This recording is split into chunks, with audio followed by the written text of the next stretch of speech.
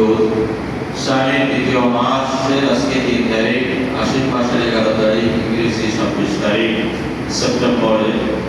আল্লাহ সুবহানাহু ওয়া তাআলা এখনো পর্যন্ত আমাদেরকে সুস্থ রাখছেন, সকলে বলি আলহামদুলিল্লাহ। আল্লাহর ঘরে আসার তৌফিক দান করেছেন, এজন্য আবার বলি আলহামদুলিল্লাহ। নবী আলাইহিস সালাতু ওয়াস সালামের সিরাতের আলোচনা চলতেছিল, যে সিরাতটা হলো নবীর জন্ম থেকে নিয়ে মৃত্যু পর্যন্ত এই 63 বছর জিন্দেগি। সিরাত এটা আমার জন্য মানা ফরজ, প্রত্যেকটা উম্মত মুহাম্মাদের জন্য সিরাত মুহাম্মাদি মানা ফরজ। নবী আলাইহিস সালাতু ওয়াস সালামকে কেন পাঠাইলেন?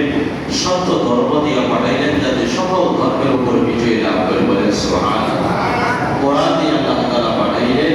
সিরাতুন নবী সাল্লাল্লাহু আলাইহি সাল্লামের একটা অংশ হইল যে নবী আলাইহিস সালাতু ওয়াস সালাম এই দুনিয়াতে আসার পরে শিরক মুক্ত, বিদআত মুক্ত, শিরক মুক্ত ঈমান দিল এই মুসলমান গঠন করতে পারে, বিদআত মুক্ত আমল গঠন করে যেন যাইতে পারে। কারণ জান্নাতে যাওয়ার জন্য দুই শর্ত, এক হইল শিরক মুক্ত ঈমান, আরেক হইল বিদআত মুক্ত আমল। বলেন সুবহানাল্লাহ। জান্নাতে যেতে হলে শিরক মুক্ত ঈমান নিয়ে যেতে হবে। আর এটার জন্যই নবী সাল্লাল্লাহু আলাইহি সাল্লাম 63 বছর জিন্দেগি মেহনত। শুধু নবী না, হযরত আদম আলাইহিস সালাম থেকে নিয়ে আমাদের নবী পর্যন্ত 1,24,000 বনি মতান্তরে 2,24,000 যত পয়গম্বর আছে, সকলের এই বিষয় একটাই ছিল যে মানুষ কিন্তু শিরক মুক্ত, এক আল্লাহকে যেন আল্লাহ মানে, বাকি যত আছে এগুলোকে যেন তারা খোদা সমতুল্য মনে না করে, যেন শিরক না করে। কারণ নবী আলাইহিস সালাম হাদিসের মধ্যে বলেন, ইন্না কাবাইরাশ শিরকি আল ইশরাকু বিল্লাহ। কবিরা গুনাহের মধ্যে প্রথম এক কবিরা গুনাহ হলো আল্লাহর সাথে শরীক করা। মুসলমান ছাড়া ইহুদি, খ্রিস্টান যা কিছু আছে, বৌদ্ধ, সৌদাল, গারো সব হইল মুশরিক। কেমনে? ওরা আল্লাহর পাশাপাশি তারা শিরক করে, তারা অন্যদেরকে আরো খোদা মনে করে, কিন্তু মুসলমানের খোদা কয়জন? বলে কয়জন? লা ইলাহা ইল্লাল্লাহ। এর অর্থ হইল একমাত্র কেবলমাত্র আল্লাহই হলেন খোদা, আল্লাহই হলেন আমাদের রব। লা ইলাহা, কোন ইলাহা নাই, ইল্লাল্লাহ। এরা কে আছে? একমাত্র আল্লাহ। নবী আলাইহিস সালাম এই দাওয়াতের বিষয় নিয়ে আসছিলেন যে মক্কার কাফেরদেরকে, মক্কার কাফেররা তখন নবী আসার আগে কোন ধরনের অনুসারী ছিল? নবী আসার আগে হযরত ইব্রাহিম আলাইহিস সালামের ধর্মের অনুসরণ করত। এই ধর্মের অনুসরণ করে তারা আল্লাহকে মানত এবং সাথে সাথে তারা মূর্তির পূজাও করত, মানে এই মূর্তিকেও তারা খোদা মানত, যার কারণে তাদেরকে বলা হয় মুশরিক। তো নবী আলাইহিস সালাম বলছেন যে না, শিরক এটা মারাত্মক গুনাহ। শিরক নিয়ে যদি কেউ কবরে যায় তাহলে তার ঠিকানা জাহান্নাম হবে। বলেন নাউজুবিল্লাহ। তাহলে শিরক মুক্ত ঈমান আমাদের, আমরা অনেক সময় কথার কথায় শিরক করে ফেলি। শিরক কিতাবে আছে, শিরকে জলি, শিরকে খফি, মারাত্মক শিরক এবং নিম্নমানের শিরক। নিম্নমানের শিরক কি অনেক সময় আমরা বলে ফেলি, আরে আমার চাকরিটা না থাকলে মনে হয় আমি চলতাম না। বলেন নাউজুবিল্লাহ। বলি কি বলি না?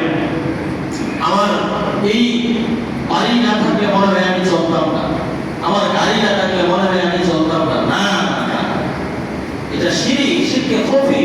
কথাই বলে ফেলি, আমার এটা না থাকলে হতো না, এটা না থাকলে চলতাম না। না, এটা হলো শিরকি কথা।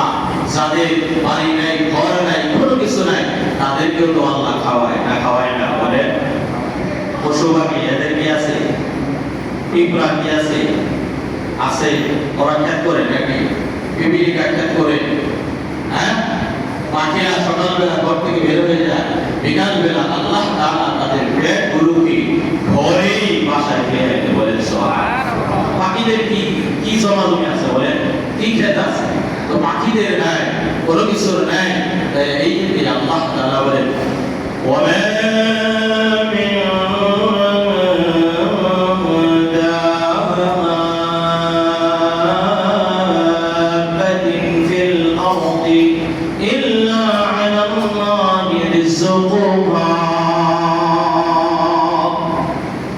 আল্লাহ আল্লাহ তাআলা বলেন শুধু মানুষ নয়, শুধু মানুষের জিম্মাদারি আমার কাছে না। আল্লাহ তাআলা বলেন যত দাব্বা প্রাণী আছে, যত চতুষ্পদ জানোয়ার আছে, পায়ের উপর ভর করে যারা চলে, পিঠের উপর পেটের উপর ভর করে চলে, হাতের উপর ভর করে যারা চলে, ওমা মিন দাব্বাতিন ফিল আরদি ইল্লা আলাল্লাহি রিজকুহা, মানুষ এবং পশু পাখি জানোয়ার যা কিছু আছে সব কিছুর রিজিকের দায়িত্ব আমার আল্লাহর কাছে। আল্লাহ বলেন আমার কাছে সব কিছু রিজিকের দায়িত্ব আমি আল্লাহর। আর তুমি তো আশরাফুল মাখলুকাত, তোমাকে আমি রিজিক কেন দেব না? তোমাকে তো আরো আমি উত্তম পন্থায় রিজিক দিয়ে থাকবো। বলেন সুবহানাল্লাহ। এই জন্য রাসূলুল্লাহ নবী আলাইহিস সালাতু ওয়াস সালাম থেকে নিয়ে আমাদের নবী পর্যন্ত সমস্ত নবীদের আমল ছিল মুশরিক, শিরক মুক্ত আমল করো, শিরক মুক্ত আমল করো।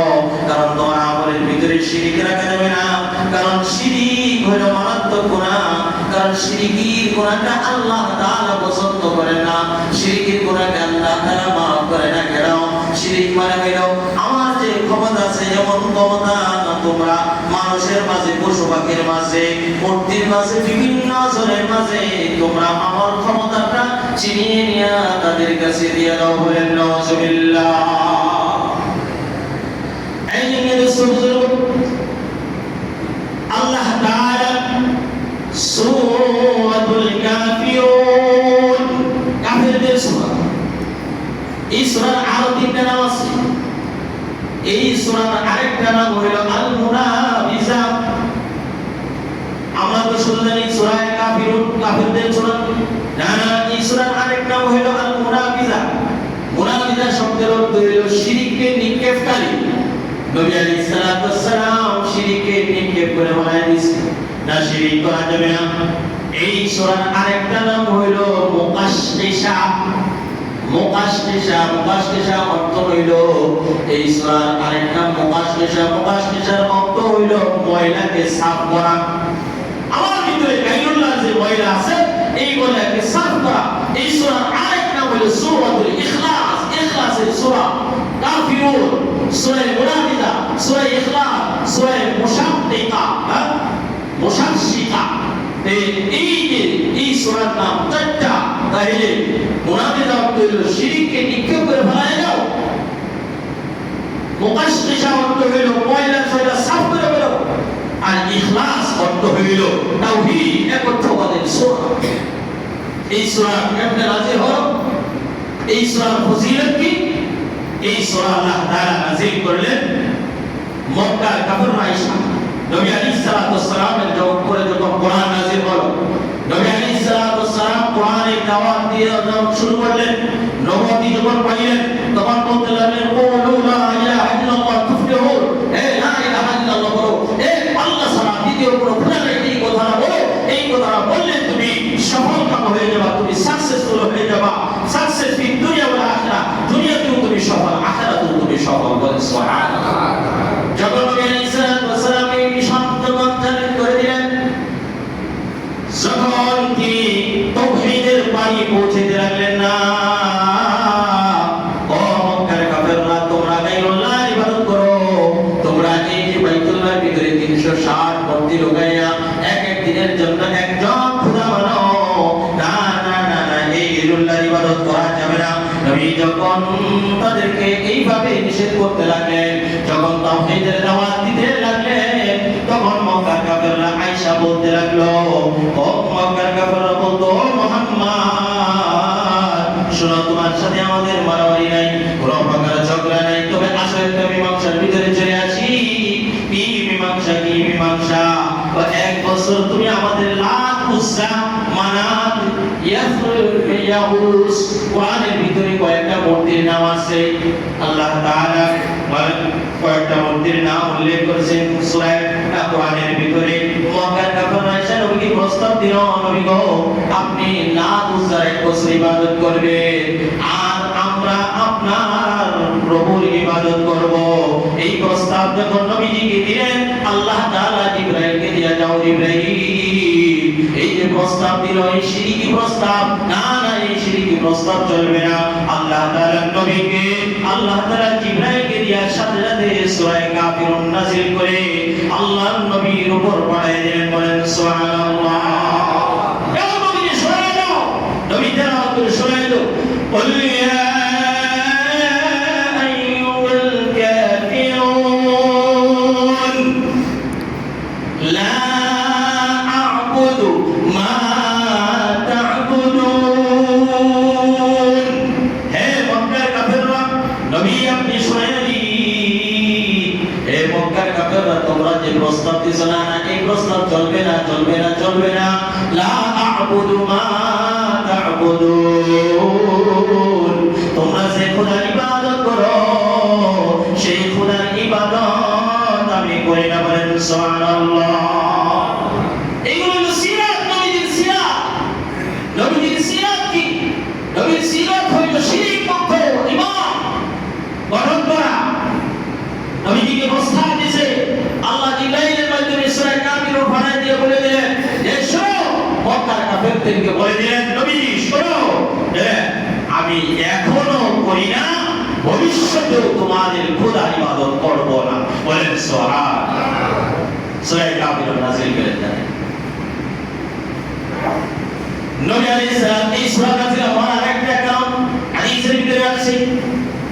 নবীকে প্রস্তাব দিল, নবী আপনি যদি আমাদের মধ্যে কি একটু চুমা দেন, একটু যদি চুমা দেন, তাহলে আমরা আপনাকে শর্তভাবে মেনে নিব। আল্লাহ তাআলা জিবরাইলকে সূরা কাফিরুন, সূরা মুনাফিকা, সূরা ইখলাস, সূরা মুশাক্কা, সূরা মুশাক্কিশা, এই সূরা দিয়ে আল্লাহ তাআলা জিবরাইল দিয়ে পাঠিয়ে দিলেন। এই প্রস্তাব নবী কখনো মানতে পারে না, না না না, এই প্রস্তাব নবী কখনো মানতে পারে না। নবীর জানায়া দাও, নবীর মিশন হইল একটা, সেটা হলো তাওহীদের মিশন, তাওহীদের মিশন। বলেন সুবহানাল্লাহ। এই সূরা ইখলাস তাওহীদের সূরা হইল দুইটা, একটা হলো কুল হুয়াল্লাহ সূরা, আর একটা হলো সূরা কাফিরুন। এইটাও তাওহীদের একটা সূরা। যার করে নবী আলাইহিস সালাতু ওয়াস সালাম এই সূরা নবী আলাইহিস সালাতু ওয়াস সালামের কাছে একজন সাহাবী দিয়া জিজ্ঞাসা করি, ইয়া রাসূলুল্লাহ, ইয়া হাবিবাল্লাহ, আমি ঘুমানোর পূর্বে কোন সূরা পড়ব? সাহাবী দিয়া জিজ্ঞাসা করে, আপনি বলেন ঘুমানোর আগে কোন সূরা পড়ব? নবীজি বলেন, বল ইয়া আইয়ুহাল কাফিরুন। কারণ এই সূরা পড়ো, এই সূরা হলো শামানাতু মিনাশ শিরকি, শিরক থেকে মুক্ত সূরা। তুমি যদি এই সূরা পড়ে রাতে ঘুমাও আর যদি তুমি মারা যাও, তাহলে তুমি ঈমান নিয়ে মারা যাবে। বলেন সুবহানাল্লাহ। কারণ তুমি শিরক মুক্ত সূরা তুমি পড়ছো, তুমি তোমার ইতিকাদের মধ্যে, অন্তরের মধ্যে জানিয়ে দিলা আল্লাহ তোমার সাথে পৃথিবীতে আর কোনো রব হতে পারে না। তুমি পালনেওয়ালা, তুমি আমাকে রিজিক দেওয়ালা, তুমি ক্ষমতা দেওয়ালা, তুমি টাকা দেওয়ালা, তুমি সন্তান দেওয়ালা, সব কিছুর মালিক তুমি। আল্লাহ বলে ইন্নাল্লাহা আলা কুল্লি শাইইন কাদির। আল্লাহ বলেন সব কিছুর ক্ষমতা, যার যেখানে ক্ষমতা দিয়ে আসে সেখানে আমার ক্ষমতা শুরু, সব কিছুর মধ্য হইল আমার ক্ষমতা। বলেন সুবহানাল্লাহ। এই জন্য দুষ্ট বুজুর্গ, নবীজির সিরাত ছিল শিরক মুক্ত ঈমান গঠন করা। নবীজির সিরাত ছিল বাইতুল্লাহ থেকে গায়রুল্লাহকে বের করা, বাইতুল্লাহ থেকে মূর্তিগুলোকে বের করা। এটা হলো নবীজির সিরাত। কারণ বাইতুল্লাহ আল্লাহর ঘর, যে ঘর সর্বপ্রথম ফেরেশতারা বানাইছে, যে ঘর আদম আলাইহিস সালাম বানাইছে, 10 বার এই পর্যন্ত এই ঘরের নির্মাণ হয়েছে। বাইতুল্লাহ 10 বার নির্মাণ হয়েছে। এই বাইতুল্লাহতে একমাত্র আল্লাহ ইবাদত চলবে। বলেন সুবহানাল্লাহ। যার কারণে ফতে মক্কা হওয়ার পরে, মক্কা বিজয় হওয়ার পরে নবীজি বললেন সব বের করো, এই কুফরি শক্তিকে, এই মুশরিকি শক্তিকে সব বের করে একমাত্র আল্লাহ ইবাদত করো। বলেন সুবহানাল্লাহ। তাহলে শিরকের খফি হালকা শিরক, কি শিরক? হালকা শিরক। হালকা শিরক হইল যে আমার চাকরি না থাকলে, ব্যবসা না থাকলে, আমার গাড়ি বাড়ি না থাকলে আমি চলতে পারতাম না। এই কথাটাও কিন্তু হালকা ধরনের শিরকি কথা। না না, চাকরি বাকরি ব্যবসা এগুলো তোমারে খাওয়ায় না, তোমারে রিজিক থেকে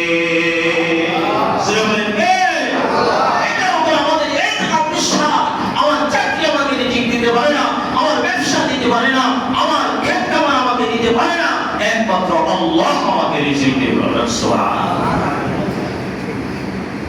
অনেক সময় দেখা যায় আপনি সারা বছর কষ্ট করে ধান ফসল করলেন, কিন্তু দেখা যায় আসমানি বালা চলে আসলো, শিলা বৃষ্টি এমন ভাবে আসছে দাম নেওয়ার মতো প্রসরক নাই, বা ধান খুব সুন্দর হয়েছে, ভালো হয়েছে, কিন্তু বন্যায় আসা সব ধান নিয়ে গেছে। হয় কি হয় না?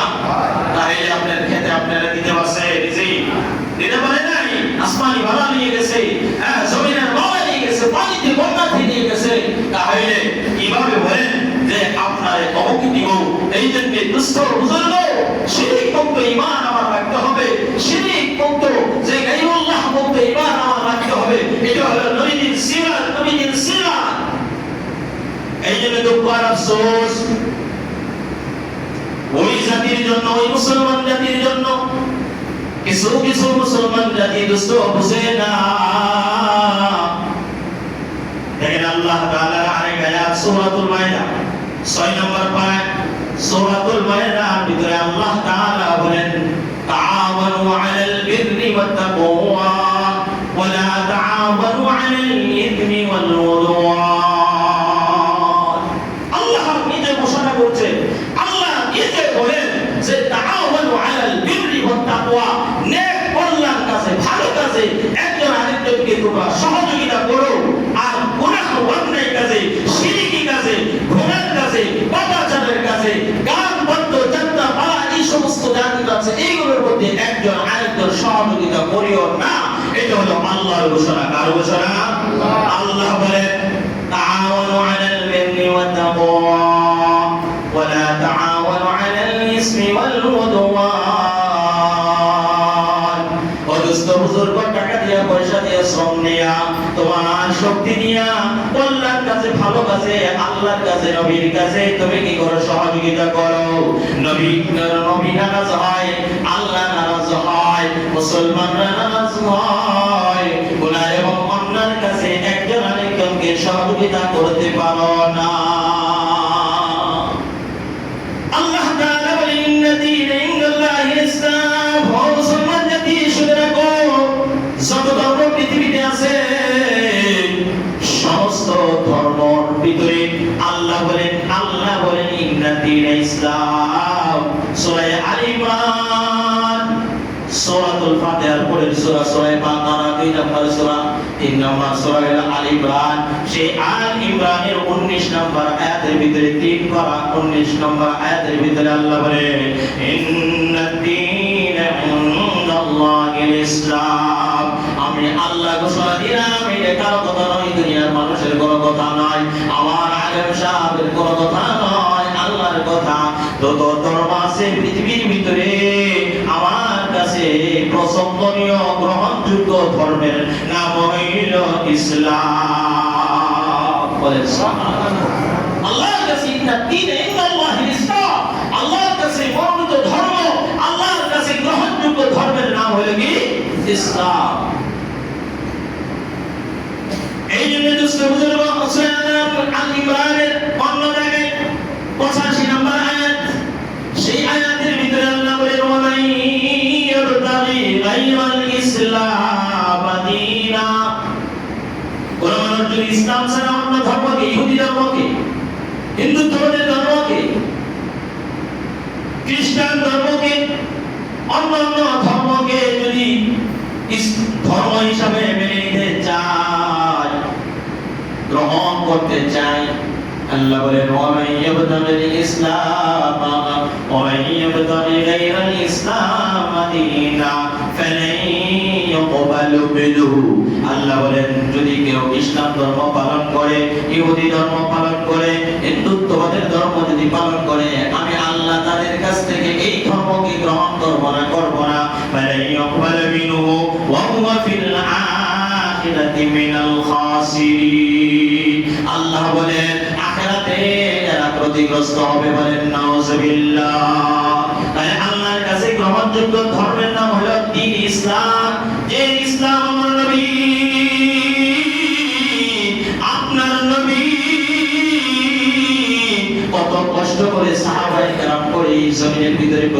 করেছে। তায়েফের ময়দানে ইসলাম প্রচারের জন্য নবীর এই দামদার মোবারক পর্যন্ত শহীদ হয়েছে। তায়েফের ময়দানে নবী ইসলাম প্রচার করার জন্য এই শরীর থেকে রক্ত ঝরছে, শরীর থেকে রক্ত বের হতে হতে জুতা মুবারকের নিচে, পায়ের নিচে জুতার সাথে নবীর রক্ত লেগে গেছে। এই রক্ত যদি জমিনের মধ্যে পড়তো তাহলে তায়েফবাসীকে আল্লাহ রাখতেন না, সাথে সাথে ধ্বংস করে দিত। যে নবীর শরীরে আল্লাহ একটা মশা মাছিকে পোশাকে হারাম করে দিয়েছে, এই নবী দ্বীন ইসলামের জন্য কত কষ্ট করেছেন, সেই নবীর এই আনিত দ্বীন, এই দ্বীন ইসলাম, এই দ্বীন ইসলাম যেন এই কারো কাছে লাঞ্ছিত অপদস্থ না হয়, এই জন্য নবী বলে গেছেন আল ইসলাম ইয়ালু ওয়ালাইনা, হে মুসলমান জাতিরা ইসলামটাকে সকল ধর্মের উপরে মনে করো, ইসলামের উপরে আর কোন ধর্ম হইতে পারে না। বলেন সুবহানাল্লাহ। ইসলামের উপরে আর কোন ধর্ম হইতে পারে না। তাহলে নবী এই আনিত দ্বীন ইসলাম, এত কষ্টের দ্বীন ইসলাম, এত সাহাবায়ে কেরামের শহীদের দ্বীন ইসলাম যেন কোথাও যেন লাঞ্ছিত অপদস্থ না হয়। ও উম্মতি মুহাম্মাদি, এটা তোমার দায়িত্ব এবং কর্তব্য, দেখবা এই দ্বীন ইসলামকে কোথাও যেন লাঞ্ছিত করো না, কারণ তোমার এই ইসলামটাই হলো শ্রেষ্ঠ ইসলাম। মনে করে না ইসলাম ছাড়া অন্য ধর্ম কোথাও গ্রহণযোগ্য আল্লাহর কাছে না, না অন্য কোনো ধর্ম আল্লাহ গ্রহণ করবে না, একমাত্র দ্বীন ইসলামকে আল্লাহ মনোনীত ধর্ম হিসেবে গ্রহণ করেছে। বলেন সুবহানাল্লাহ। সেই ইসলামের দাওয়াত পাওয়া, এই জন্য দেশটা বুজুর্গ আফসোস আর দুঃখের সাথে বলতে হয়, কিছু মানুষ না বোঝার কারণে, আমার নবীকে না চেনার কারণে, আমার আল্লাহকে না চেনার কারণে, আল্লাহ যে আল্লাহ তাদেরকে বানাইছে সেই আল্লাহরে মানে না, যে নবীকে কোরআন দিয়ে পাঠিয়েছে, সত্য ধর্ম দিয়ে পাঠিয়েছে সেই নবীরে মানে না। অথচ দেখে নবী আসার পরে সব ধর্ম মিটে গেছে, কোন ধর্ম চলবে না। নবী আসার পরে কোন ধর্মের অনুসারী, পূর্বে নবীর কোন ধর্মের অনুসারী থাকতে পারবে না, কারণ আমার নবী কিয়ামত পর্যন্ত নবী, আমার নবী হইল তামাম দুনিয়ার মানুষের নবী, আমার কোন নবী হইল তামাম দুনিয়ার নবী, তাহলে তামাম দুনিয়ার নবী, তামাম মানুষের নবী, কিয়ামত পর্যন্ত নবী আমার নবী। এই জন্য মুসলিম শরীফের হাদিসের মধ্যে আল্লাহর নবী কসম খেয়ে বলে, ওয়াল্লাযী নাফসু মুহাম্মাদ বিয়াদিহি, আমি আল্লাহর কসম খেয়ে বলি, মুহাম্মদ আল্লাহর কসম খেয়ে বলতেছি, শোনো, এই মুহাম্মদ আল্লাহর কসম খেয়ে কথা বলে, মুহাম্মাদের কসম খাওয়ার দরকার নাই, কারণ মুহাম্মদ জীবনেও মিথ্যা কথা বলে নাই, কিন্তু কথার গুরুত্বটা বোঝানোর জন্য মুহাম্মদ আল্লাহর কসম খাইয়া বলে, শোনো, লা ইয়াসমাউ বি আহাদুম মিন হাযিহিল উম্মাহ ইহুদিয়্যুন ওয়া লা নাসারানিয়্যুন সুম্মা ইয়ামুতু, আমি মুহাম্মদ আল্লাহর কসম খাইয়া বলি, যার হাতে আমার প্রাণ, যার হাতে আমার মৃত্যু, যার হাতে আমার হায়াত, ওই সত্তার কসম খাইয়া আমি মুহাম্মদ বলি, শোনো, এই উম্মতের মধ্য থেকে যত ইহুদি আছে, যত নাসারা আছে, এই ইহুদি এবং নাসারা আমি সুম্মা ইয়াসুম ওয়া লাম ইউমিন বিল্লাযী উরসিলতু বিহি, আমি যে কোরআন নিয়ে আসলাম এই কোরআনকে মানলো না, আমার নবীকেও মানলো না, মুহাম্মদরে মানলো না, মুহাম্মদরে মানলো না, আমার কোরআনটাকেও মানলো না, এক আল্লাহকে শিরক মুক্তভাবে মানে নাই, সেই ইহুদি আর নাসারা যারা আমার কথা শুনছে, আমি দুনিয়াতে আসছি, আমি সত্য নবী হিসেবে আসছি, আমি কোরআন নিয়ে আসছি, আমার উপর ঈমান আনে না, ইল্লা কানা মিন আসহাবিন নার, নবী বলে ওই ইহুদি আর ওই খ্রিস্টান আমার আসার পরেও যদি আমার নবী না মানে, আমার কোরআন, আমার নাযিলকৃত আল্লাহ নাযিলকৃত কোরআন আমার উপর যেটা নাযিল হয়েছে এটাকে মানে না, এটার হুকুম মানে না, বিশ্বাস করে না, ওই ইহুদি এবং নাসারা এরা সবাই জাহান্নামী। বলেন নাউযুবিল্লাহ। এটা কার কথা? নবীর কথা, আমার বাবার দাদার কথা নয়, আমার কথাও নয়, জন্য নবী বলছেন, এই ইহুদিরা শোনো, আমি আসার পরে তোমার ধর্ম শেষ, তোমার নবীর নবুয়তি শেষ, এখন চলবে আমার নবুয়তি। তাই আমার নবীকে তারা মানে না, আমার নবীর সিরাত যারা মানে না। অথচ মুসলমান না বুঝা অনেক সময় দেখা যায় আমরা কাফেরের অনেক কিছুর মধ্যেই আমরা সাহায্য সহযোগিতা করি। কেমনে মুসলমান ভালো করে বুঝো কথাগুলো, রাস্তায় বানান। কিছু মুসলমান তারা করে দুর্গা পূজা, আর কিছু মুসলমান তারা করে দুর্গা পূজা। দুর্গা মানে মাজার পূজা, কিছু মুসলমান করে দুর্গা পূজা। কেমনে? আরে ওই দুর্গা পূজা তো তোমার জন্য না, মুসলমান ভালো করে বুঝো। দুর্গা পূজা হইলো তাদের জন্য, তারা তাদেরটা করবে, তারা তাদেরটা করবে, স্বাচ্ছন্দ্য করবে। আমরা মুসলমান ডিস্টার্ব করবো না, আমরা তাদের কাজে বাধা দিব না। যেহেতু আল্লাহর রাসূল বাধা দেয় নাই, তারা ধর্ম করবে করো, লাকুম দীনুকুম ওয়ালিয়া দীন। আল্লাহর নবী বলেন, ফি জিম্মাতিল্লাহ ওয়া জিম্মাতির রাসূল, এরা হলো আল্লাহর জিম্মায়, রাসূলের জিম্মায়। এই জন্য ও মুসলমান ভালো করে শোনো, এই যে সামনে দুর্গা পূজা আসতেছে, এই দুর্গা পূজার মাধ্যমে তারা শিরিক করে, তাইলে তারা তাদের শিরিক করে আমি মুসলমান শরীক হইলাম, আমি মুসলমান তাদের কাছে গেলাম, তাদের অনুষ্ঠান দেখলাম, তাদের সব কিছু উপভোগ করলাম। না মুসলমান, তুমি তো মুসলমান শিরিক করতে পারো না, শিরিকের কাজে তুমি সহযোগিতা করতে পারো না। মুসলমান এটা তাদের অনুষ্ঠান, তাদের ধর্ম, তারা সুন্দর করে করুক, তবে আমরা ডিস্টার্ব করব না, আমরা তাদেরকে ক্ষতি করব না। আমরা বলবো যে ভাই তোমাদেরটা তোমরা সুন্দর মতে করো, নিরাপত্তার জন্য আমরা যতটুকু সাহায্য করা লাগে ততটুকু করব, নিরাপত্তার কতটুকু, যাতে করে কেন কোনো মুসলমানদেরও সেখানে সমস্যা না করতে পারে, অথবা কোনো অন্য ধর্মের লোক যেন কোনো সমস্যা না করতে পারে।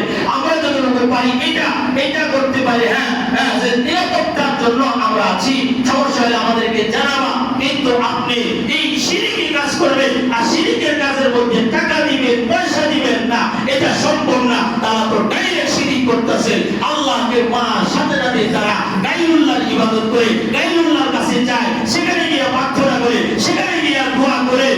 এই তো হলো দুর্গা পূজা। আর কিছু মানুষ করে দুর্গা পূজা, কেন্দ্রে দুর্গা পূজা করে গায়রুল্লাহর কাছে গিয়ে যায়। অথচ আমি এই ঢাকা শহরে তো 8 বছর পড়াশোনা করছি, আমি নিজেও শাহজালাল, আমি নিজে শাহ আলী মুক্তাদি রহমাতুল্লাহ আলাইহির মাজার আমি নিজেও জিয়ারত করেছি, আমি গেছি, আমি গিয়া কি করছি, আমি মসজিদে 2 রাকাত নামাজ শাহ আলী মুক্তাদি রহমাতুল্লাহ আলাইহির জন্য পড়ছি, কিছু কোরআন দেওয়ার যতটুকু পারতে পড়ছি, কারণ আমার দেওয়ার ক্ষমতা আছে, এই শাহ আলী মুক্তাদি রহমাতুল্লাহ আলাইহির দেওয়ার কোনো ক্ষমতা নাই। কথা ঠিক কিনা বেবি?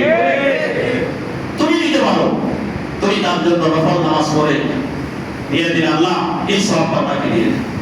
সালামতে আপনি অন্যান্য সালাম পড়ে দিতে পারো, কিন্তু আমার নিজের চোখে দেখা, ও দুষ্ট বুজুর্গ, আমি ভিতরে ঢুকলাম, ভিতরে ঢুইকা দেখলাম কিছু মানুষ একদম শাহবুব গাদির সামনে নিয়ে দোয়া করতেছে। কিছু মানুষ তার কবরটারে ধইরা 4 বার দিয়ে ধইরে দিল, খুব কাঁদতেছে। ও দুষ্ট বুজুর্গ, দোয়া তো করবা আল্লাহর কাছে। আল্লাহ তাআলা বলেন, উদুনি আস্তাজিব লাকুম। আল্লাহ বলেন, আমার কথা নয়, আল্লাহ বলেন তোমরা আমার কাছে চাও, উদুনি আস্তাজিব লাকুম, আমার কাছে চাইবা, আমি আল্লাহ তোমার দোয়া কবুল করব। বলেন সুবহানাল্লাহ। আমার গ্রামের এক মহিলার সন্তান হয় না, জানা ঘটনা বলতেছি দোস্ত, জানা ঘটনা, ফালতু কথা এখানে ভক্তি ভবিষ্যৎ বলে না। আমার গ্রামের মহিলা দীর্ঘদিন 10 বছর হয়ে গেছে, বাচ্চা হয় না, গেছে নেত্রকোনা মদনপুর একটা বাজার আছে, নেত্রকোনা যারা আছে তারা ছিলেন, নেত্রকোনা মদনপুর বাজারে গেছে। বাঁচানোর জন্য আছে বলেন নেত্রকোনা মদন করে যদি চাইতো বাঁচানোর জন্য তাহলে মদনপুর ওয়ালা বাচ্চা দিতে পারবে তাহলে তুই শিরিক করলে শিরিক এই বাচ্চা দেওয়ার ক্ষমতা টাকা পয়সা অর্থনীতি যা কিছু সব কিছু দেওয়ার ক্ষমতা একমাত্র কে কে কে বলে আল্লাহ আল্লাহর নবী বলেন ইজা সাআলতা ফাসআলিল্লাহ আরে চাইবা নবী শিখাইছে নবী বলেন তুমি যখন চাইবা ফাসআলিল্লাহ আল্লাহর কাছে চাও কারণ আমি যদি কাউকে যদি সন্তান না দিই পৃথিবীর কোন ডাক্তার কোন মানুষ কোন কবিরাজ কোন দাদা বাবা কেউ দিতে পারবে না এই জন্য আল্লাহ কোরআনে বলছেন ওয়া জালু ইয়াশাউ হাকিমা আমি আল্লাহ যার ইচ্ছা বান্দা রাখি বান্দা এই জন্য দোস্ত বুজুর্গ যাইবা আল্লাহর ওলিদের কবরে জিয়ারত করতে যাইবা যায় ভালো কথা কিন্তু উদ্দেশ্য থাকবে আমি আল্লাহর ওলির জন্য কিছু সুরাকেরা করব আল্লাহর ওলির জন্য দোয়া করব আল্লাহর ওলির জন্য নফল নামাজ পড়ে কিছু দিয়ে আসবো এই ওলির কাছে চাইতে যাব না কারণ চাইবো কার কাছে চাইবো বলেন কার কাছে চাইবো আল্লাহর কাছে চাইবো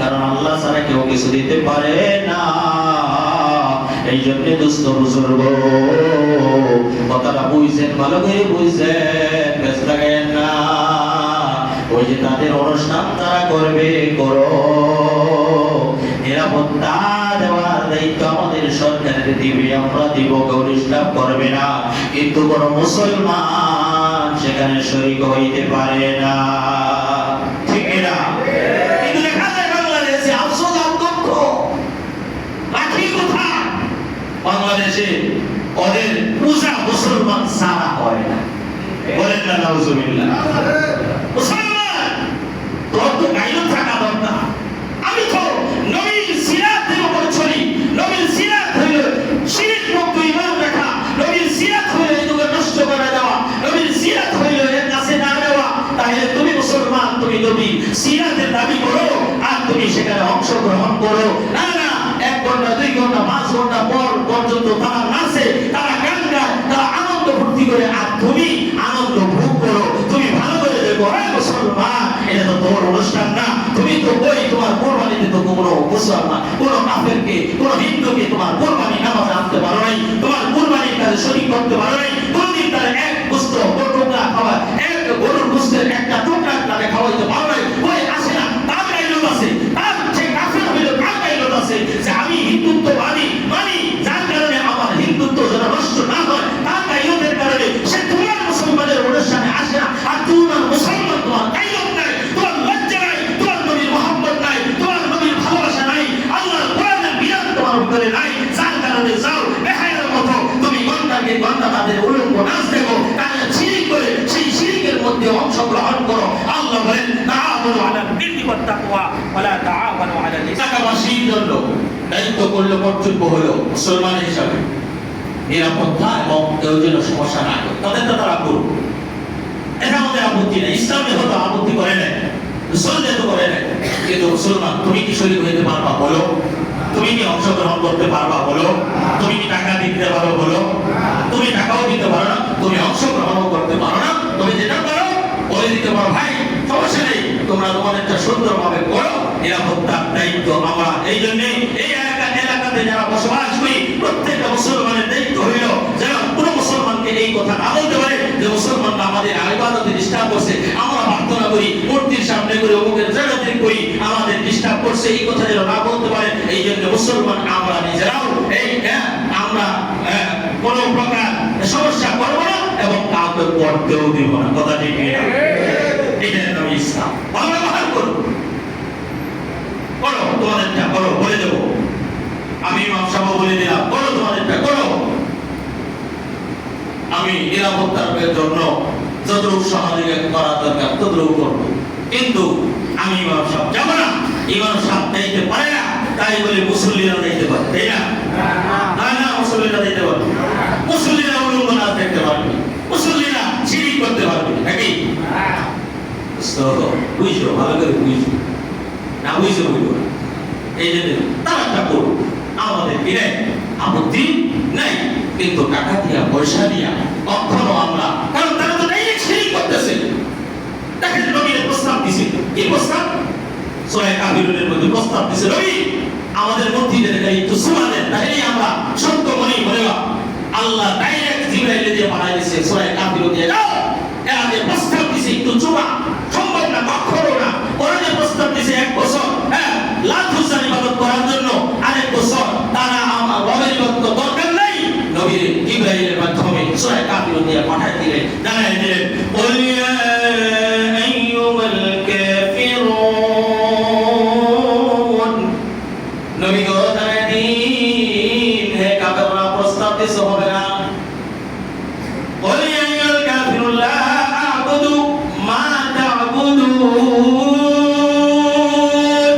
আমি ইবাদত করব না তোমরা যারা ইবাদত করতেছো, ওয়ালা আনতুম আবিদুনা মা আ'বুদ, আর তোমরাও আমি যার ইবাদত করি তার ইবাদত করবা না।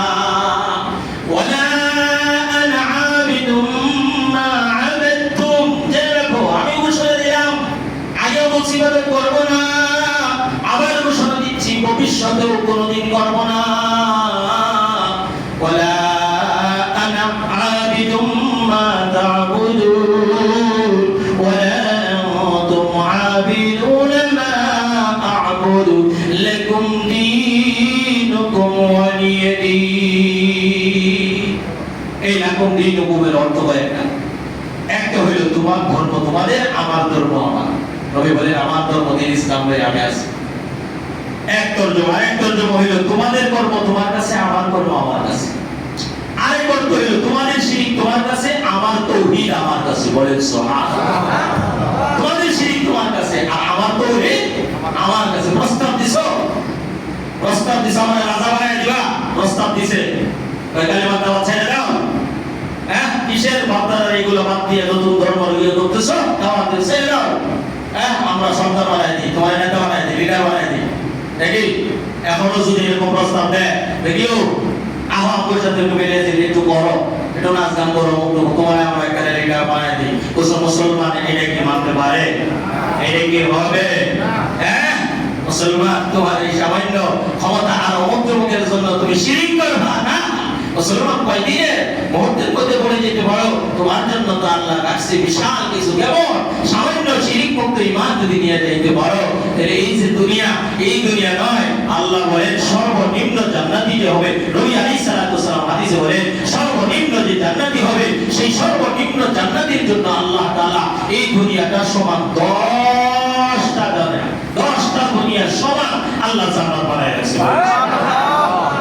তাহলে কতটুকু ক্ষমতা চাও? তোমার ক্ষমতা কতটুকু? একটা এলাকা, একটা দেশে, আরে তখন তো ক্ষমতা এরকম একটা দেশ নয়, এরকম একটা দুনিয়া নয়, 10টা দুনিয়ার ক্ষমতা আল্লাহ তোমাকে দিয়ে দিবে। বলেন সুবহানাল্লাহ।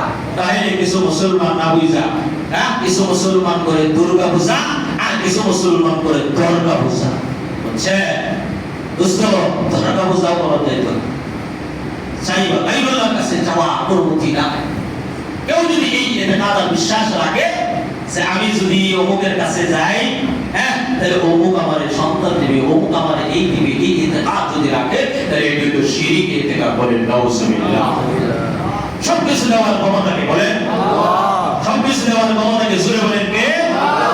তাহলে চাইবো তার কাছে আল্লাহ বলে ইজা ইস্তাঈনতা ফাস্তাঈন বিল্লাহ, সাহায্য চাইবা তো আল্লাহ কোরআনে বলছেন ফাস্তাঈনু আকিমুস সালাহ। আল্লাহ তাআলা বলেন যে সাহায্য চাইবা আল্লাহর কাছে যাও, আল্লাহর কাছে যাও। নবীও বলেন আল্লাহর কাছে সাহায্য চাও, প্রার্থনা করো আল্লাহর কাছে, যা যা দরকার তোমার কি দরকার সেটার জন্য আল্লাহর কাছে করো। এজন্য না বুঝা যে কিছু মানুষ ঘুরে বিভিন্ন জায়গায় নবীজির সিরাত কি, আরে ভাই নবীজির সিরাত দেখো।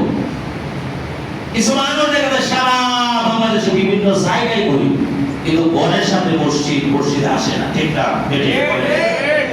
মসজিদে পাওয়া যায়, মাজারে মাজারে ঘুরি, কিন্তু মসজিদে পাওয়া যায় না। দোস্ত না, আজকে তুমি কোথাও সফরে গেছো, আল্লাহর ওলি শাহজালাল রহমাতুল্লাহ আলাইহি গেছি 2010 দেখছি আলা শাহজালাল রহমাতুল্লাহ আলাইহি, সেখানে আমি গেছি, কিন্তু আমরা আমাদের ওই তরিকায় আফসোস আর দুঃখ কি যে শিরিক চলতেছে, এই চোখে না দেখলে বিশ্বাস করা যায় না। এই জন্য আমার অভিজ্ঞতা আছে, আমরা আমাদের ওইভাবে শাহজালাল রহমাতুল্লাহ আলাইহি আল্লাহর ওলি কেমন হয়েছে, আল্লাহ রাসূলের মাইনে না মাইনে ওলি হয়েছে, বলেন তো, বলেন কেমন হয়েছে? মাইনে হয়েছে, আল্লাহর মাইনে হয়েছে, রাসূলকে মাইনে হয়েছে, কোরআন সুন্নাহ মাইনে হয়েছে, যার কারণে এত বড় হয়েছে, এত বড় বুজুর্গ হয়েছে। আল্লাহ বলেন চিশতি রহমাতুল্লাহ আলাইহি, আল্লাহু আকবার, কত বড় বুজুর্গ। আমার মতো যদি এরকম এই বাংলাদেশের সমস্ত মুফতি একসাথে করে দেওয়া হয়, তাহলে খাজা বৈলুদ্দিন চিশতির একটা বছরের মূল্য আমাদের হবে না, বলেন সুবহানাল্লাহ। খাজা বৈলুদ্দিন চিশতি রহমাতুল্লাহ আলাইহি কত বড় বুজুর্গ ছিলেন, তার আমল কি ছিল, তার সুন্নাহ কি ছিল, তার আদর্শ কি ছিল, বড়। আমরা তো সেই কথা বলি। আর হযরত শাহজালাল ইয়ামানী রহমাতুল্লাহ আলাইহি জীবনী পড়ো, জীবনী পড়ে দেখো যে সেখানে কি তোমার এই কবরে গিয়ে সেজদা করার জন্য কইছে নাকি তার কাছে যাওয়ার জন্য কইছে, এগুলো পড়ো, পড়ে দেখো। বুজুর্গ এই ইমানি তাকাদা নিয়ে কিছু কথা